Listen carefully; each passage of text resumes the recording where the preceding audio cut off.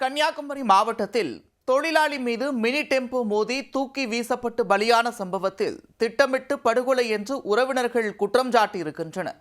விபத்து நாடகமாடி கொலை அரங்கேற்றப்பட்டதாக கூறப்படும் நிலையில் இந்த சம்பவம் கொலையா தற்கொலையா நடந்தது என்ன?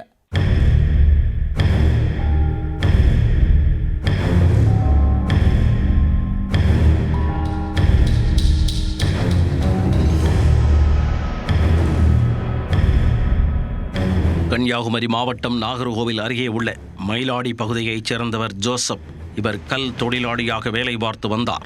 கடந்த சனிக்கிழமை மயிலாடி சந்தையில் அதே பகுதியைச் சேர்ந்த ஒருவருக்கும் ஜோசப்பிற்கும் இடையே தகராறு ஏற்பட்டதாக கூறப்படுகிறது.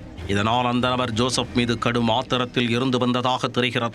இந்நிலையில் புதன்கிழமை காலை மயிலாடி காமராஜர் நகர் பகுதி வழியாக ஜோசப் சாலையோரம் நடந்து சென்று கொண்டிருந்தார். அப்போது மினி டெம்போ ஒன்று வேகமாக ஜோசப்பிற்கு பின்னால் வந்துள்ளது. அந்த டெம்போவால் விலகி சென்றிருக்கக்கூடிய சூழல் இருந்தபோதும் டெம்போ ஓட்டுநர் வேண்டுமென்றே ஜோசப் மீது மோதி விபத்தை ஏற்படுத்திவிட்டு அசுர வேகத்தில் வாகனத்தை ஓட்டிச் சென்றார்.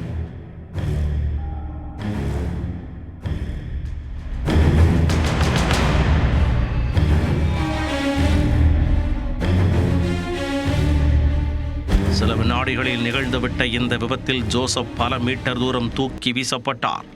இதன் சிசிடிவி காட்சிகள் தற்போது வெளியாகி பெரும் பரபரப்பை ஏற்படுத்தியுள்ளது. பகுதி மக்கள் ஜோசப்பை மீட்டு அருகில் உள்ள தனியார் மருத்துவமனைக்கு கொண்டு சென்றனர்.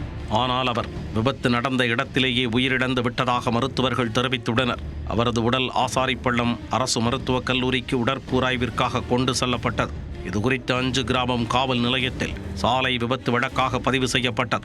இதனால் ஆத்திரமடைந்த ஜோசப்பின் உறவினர்கள் நடந்தது விபத்து அல்ல, திட்டமிட்ட கொலை என புகார் தெரிவித்தனர். கடந்த சனிக்கிழமை மயிலாடி சந்தையில் ஜோசப்புடன் கிழிந்த 10 ரூபாய் நோட்டிற்காக சண்டையிட்டவர்தான் அந்த டெம்போ வேன் ஓட்டுநர் என்றும் குறிப்பிட்டனர். இந்த வழக்கை போலீசார் கொலை வழக்காக மாற்றி பதிவு செய்ய வேண்டும் என்றும் வலியுறுத்தினர்.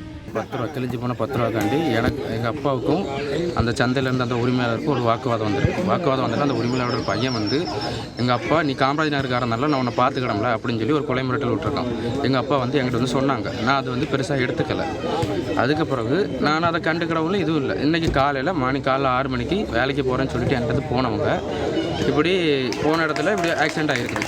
இவன் தான் இடித்தாங்கன்னு எனக்கு தெரியாது. அதுக்கு பிறகு உள்ள சிசிடிவி ஃபுட்டேஜை பார்த்த பிறகு தான் இவன் தான் கொலை மிரட்டல் விட்டான்னு சொல்லி நான் என்னோட அண்ணங்கிட்ட சொல்ல போய் அவன் விசாரிக்க ஆரம்பித்த பிறகு இந்த சம்பவங்கள் வெளிவர ஆரம்பிச்சு. எனக்கு இது இப்போ விபத்துன்னு இருக்குது. இது எனக்கு கொலை கேஸாக மாறணும். எனக்கு நியாயம் வேணும்.